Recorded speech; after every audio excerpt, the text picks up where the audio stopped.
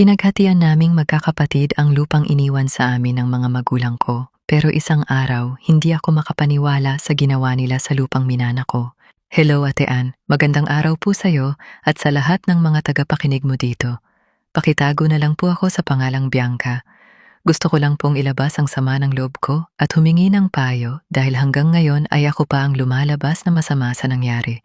Nang pumanaw ang mga magulang namin, ay maayos naming pinaghatian ang mga lupang iniwan nila. Bawat isa sa amin ay may sariling parte at malinaw na kung alin ang para sa bawat magkakapatid. Ang lupang napunta sa akin ay nakapangalan na rin sa akin, kaya kampante akong walang magiging problema sa hinaharap. Dahil nagtatrabaho ako sa malayo at bihira akong makauwi, hindi ko agad nababantayan ang lupa ko. Isang araw ay nagulat na lang ako nang sabihin ng kapitbahay na may malaki ng piggery at poultry na itinayo sa mismong lupang minana ko. Akala ko noong una ay nagkamali lang sila ng lugar, pero nang makita ko mismo ay halos manginig ako sa galit dahil totoo pala ang sinabi nila. Ang mas masakit ay sarili ko pang mga kapatid ang gumawa noon nang hindi man lang ako kinausap o hininga ng pahintulot. Nang kumprontahin ko sila ay parang wala lang sa kanila ang ginawa nila. Sinabi pa nila na wala naman daw silang ginawang mali dahil sa mga magulang pa rin daw namin galing ang lupa. Hindi ko maintindihan ang dahilan nila dahil matagal nang napaghatian ang mga ari-arian at malinaw na ang lupang iyon ay sa akin na. Sinubukan kong kausapin sila ng maayos at nakiusap akong alisin ang mga itinayo nila pero nagmatigas sila.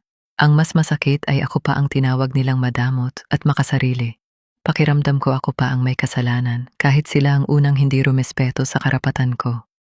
Paulit-ulit kong ipinaliwanag na hindi naman ako tutol kung sana ay nagpaalam sila at nirespeto ang pagmamay-ari ko. Pero wala silang gustong pakinggan. Dahil wala na akong ibang nakitang paraan, ay nagpasya akong magsampa ng reklamo para maipagtanggol ang karapatan ko. Doon lalo silang nagalit at sinabi pa nila na kalimutan ko na lang daw na magkakapatid kami dahil umabot pa raw ako sa legal na usapan.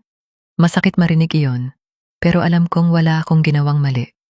Ilang beses ko silang kinausap ng maayos, pero sila ang tumangging makinig.